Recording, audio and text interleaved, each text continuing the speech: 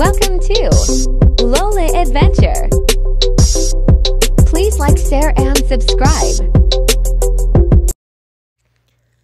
Tapos na po ang doctor's appointment sa VA, so we're driving back. And papunta po kami sa Asian market para mamili para sa lulutuin sa Pasko at sa New Year. Samahan niyo po kami, guys. Nandito kami, punta kami sa Asian market. Ay, yung ating ano? Hindi na. Okay. Let's go shopping for seafood. Let's go! Samahan niyo kami.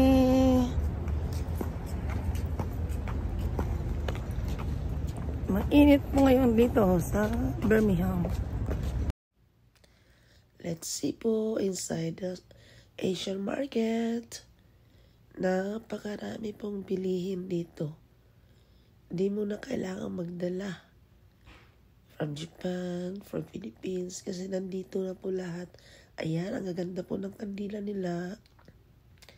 Gusto ko rin sana mag-uwi para sa altar ko, pero mukhang di pwede at mabasagin at mabigat. Ayan. Chocolates. Ay, sinisipon na po ang inyong lola. Marami masarap.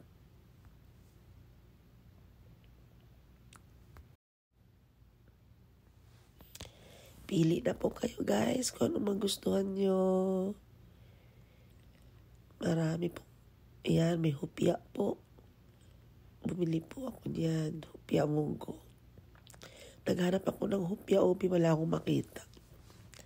Pero halos lahat po na gusto natin pagkain nandito na sa Asian store. May mochi. Ayan po. Ang sarap, ang daming gusto kong bilhin. Hindi ko lang maisa-isa ang mga paninda. Ayan po, bumili rin kami ng granada. Yung fruits po. Ano ba sa English yun? Ang mura lang din. Mga about $2. Ayan, napakarami. Nagulat po ako. Nandito yung mga Pocky chocolates from Japan. Ang dami. Yan ang Pocky. Favorite ko po yan. Yung mga Fritzels Pocky chocolates.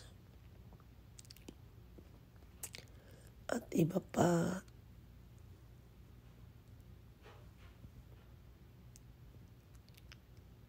Pili lang, guys.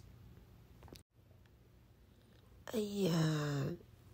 Super dami. Ayan. Nagdala po ako niyang KitKat. Hindi ko kalaing mayroon pala rito. Medyo may kamahalan nga lang. Ayan po. Isa sa mga dinala ko. Pasalubong. Meron din pala mabibili. So next time, hindi na ako magdadala. Iba namang klase ng chocolates. Ayan. Ayan naman po yung sa Malaysia ko binibili lagi. Na chichir. Ano yun? Chinese snacks. Ayan, Pocky from Japan. Tapos ano pa ba? Ang dami talaga. Mag-asawa kayo, guys. Nandito na lahat. Kaya pag pumunta kayo ng Amerika, hindi nyo na kailangan magdala. At marami na pong mabibili sa Asian market. Pati po yung mga karne. Ang dami. Pati kung gusto nyo kumain ng nilaga, ayan, buto-buto. Hindi naman po mahal. For me, katamtaman lang. Di nagkakalayo sa presyo ng Japan. Ayan po. Para sa Pasko, para sa... Alam mo naman tayo mga Pilipino, gusto natin ang lagi nating namimiss natin ang mga pagkain nating Pinoy. Pili-pili lang. Share ko lang po sa inyo kung anong laman ng Asian markets. Napakalaki pong Asian market rito. Ayan. Tapos, malaman yung buto-buto nila. Ang sarap po yata ng ilaga niyan at may sabaw.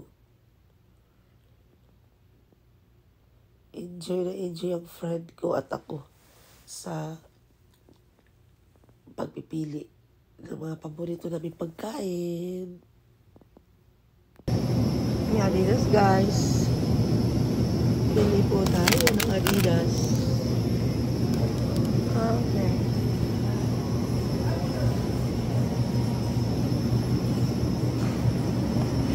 Mura lang pala, meron naman ko. 646 lang, so pala kung 1,000 yan. Ang laki na. Ito yung buto-buto. Oh. Salamat sa Diyos. Alin? Meron. Ganyan-ganyan din, malinis na, pero kuko na lang mahaba. 699 per gram. Per grams.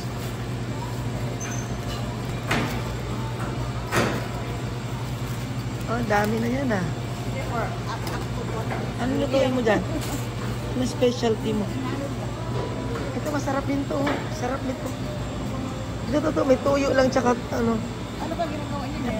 Tubig lang po lang, tapos may tuyo. Magkano? Tsaka 699 na. tuyo tsaka ano yun? Ginger, luya. Naaabot sa atin yan. Kaya bumili ako noon. Ako nang nasira. Oh, ang sarap pati yung tae. Parang tae ba?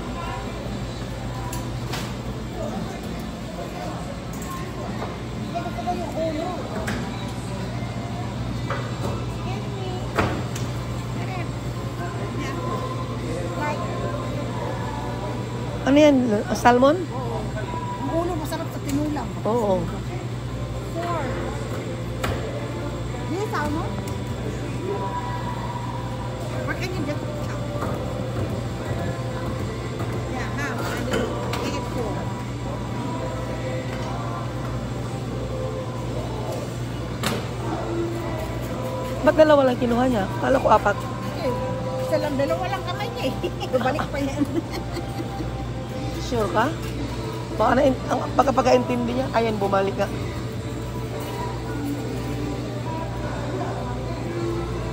I want this one.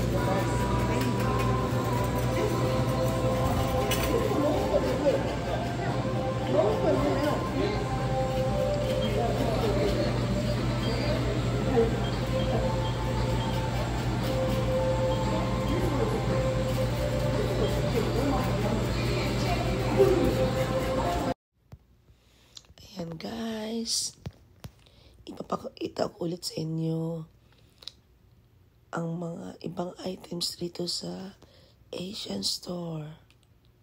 Napakalaki pong Asian store nito. Napapakain po yung friend ko ng Japanese yakisoba.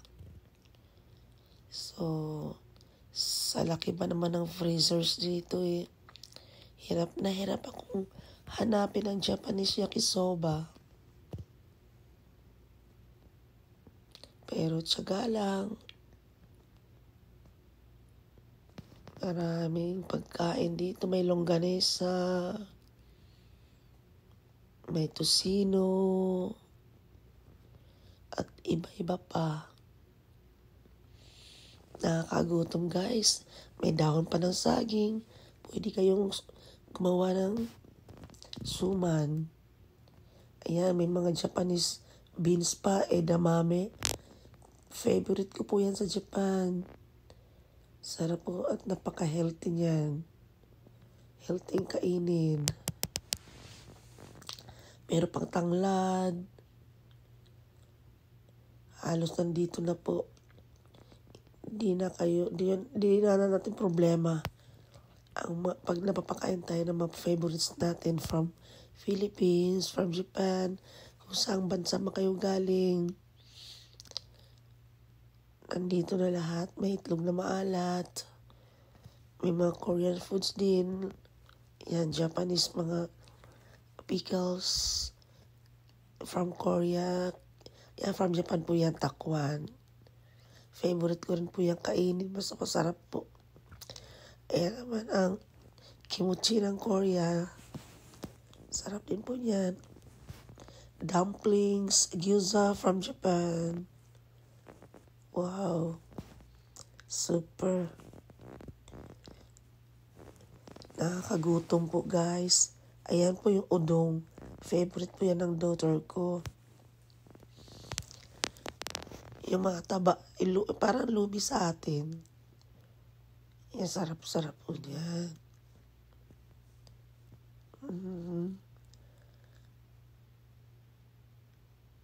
Alam ko na, hindi ko na kailangan magdala ng mga ganyan. At mabibili po natin sa Asian stores. Marami pong Asian stores dito sa US. Ayan, napakarami.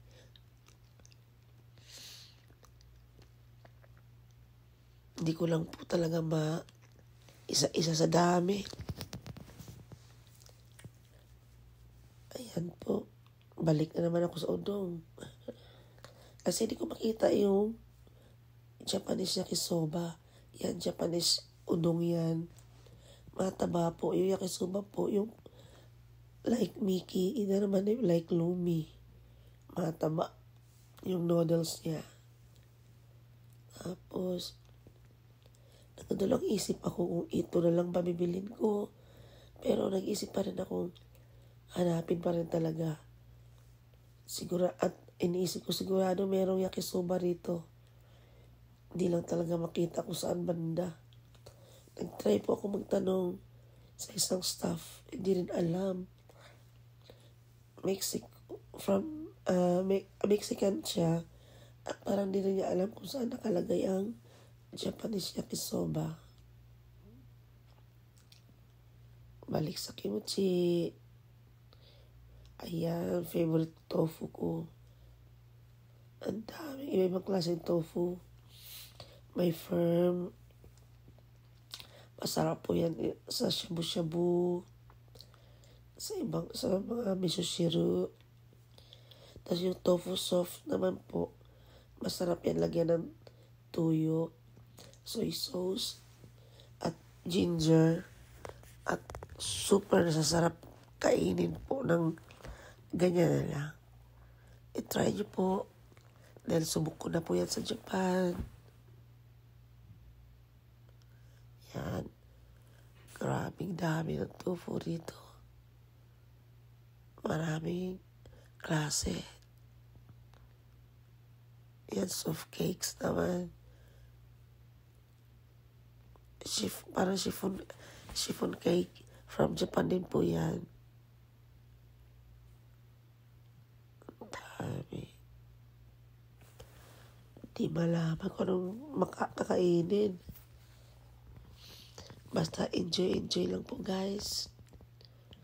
Sa pagtingin ng mga items. Ayan, may tuyo. Wow, sarap-sarap. Gusto ko na kumain with fried rice. Ayan, may pusit. Dried pusit.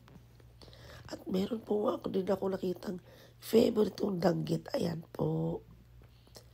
Ayan, sarap yan sa fried rice po. Garlic fried rice. Ay, nako. Walang diet nito. Nakakagutom talaga. Ayan, nakita na rin po ako sa wakas ng yakisoba. Nasa frozen items pala siya. Nagulat ako yung favorite kong lutuin sa Japan na brand. Ayan po, nandyan. Tsaka itong ramen. Dala ko po yan. Napakabigat po ng isang box na yan. Good for 5 person po yan. Kung gusto mo lang talagang makakain na talagang totoong lasa ng Japanese ramen yun, bilhin niyo po. Yan naman po sa mga gulay. Ang laki po ng kanilang cauliflower. Ayan, kanilang ampalaya. Iba-ibang klase ng talong. Puso ng saging. Ayan, talong din po yan. Hindi ko lang ano pa pagluto po niyan yan. Yung sa opo. Mga bell peppers. Sibuyas. At marami pang iba. Favorite ko yung sili din po. Ang hirap kasi maghahanap ng mas maanghang na sili. Ayan, mga soy sauce din from Japan. At from Pilipinas. Nakita ko rin po yung favorite kong suka sa Japan na yan. Yan ang ginagamit ko sa Japan kasi mahal ang suka ng Pilipinas pag sa Japan mo bilhin.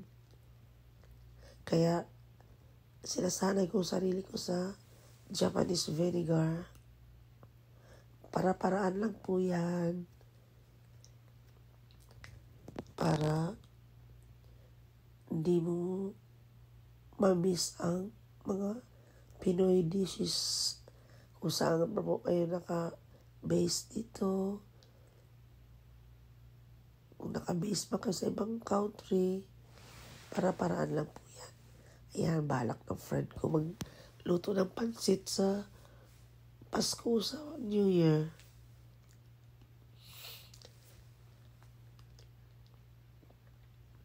Ang hirap po baka magkamali ka ng bili. Kaya, check nyo maigi.